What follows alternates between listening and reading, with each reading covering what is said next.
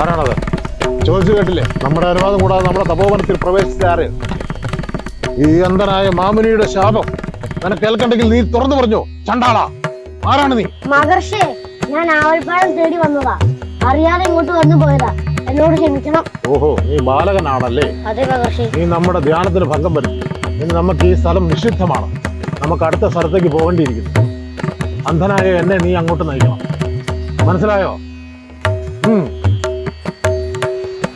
വരൂ എന്റെ കൂടെ.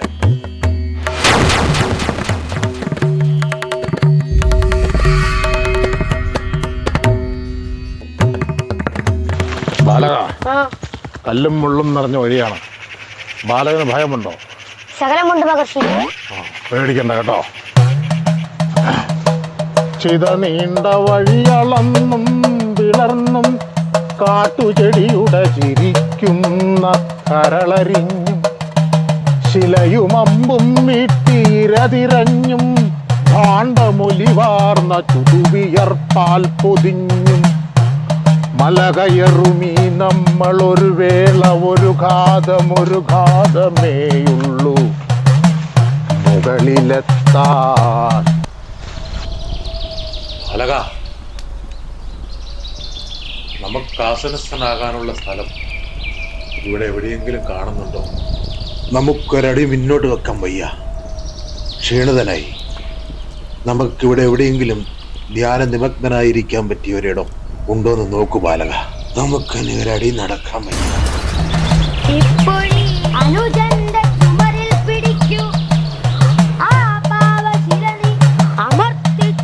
നീ വെറും ബാലകനല്ല. ഈ ഗുരുവിന് പ്രചോദനമേകിയ നീ ഇന്നു മുതൽ എന്റെ ശിഷ്യനായിട്ട് ഞാൻ നിന്നെ സ്വീകരിച്ചിരിക്കുന്നു.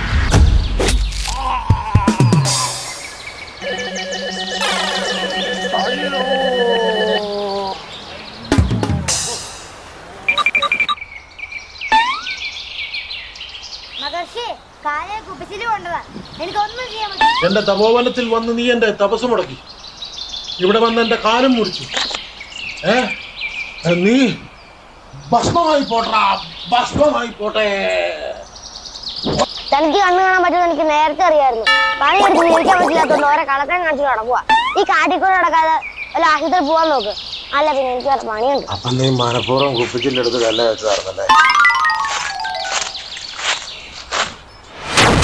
ഇതുകൊണ്ടൊന്നും നമ്മുടെ ലക്ഷ്യത്തിൽ നിന്ന് നമ്മളെ പിന്തിരിപ്പിക്കാൻ നിനക്കാവില്ല.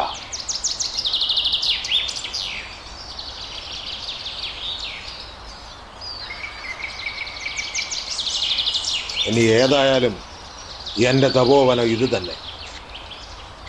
ഇല്ല, ഞാൻ എന്റെ ലക്ഷ്യത്തിൽ നിന്ന് പിന്മാറില്ല.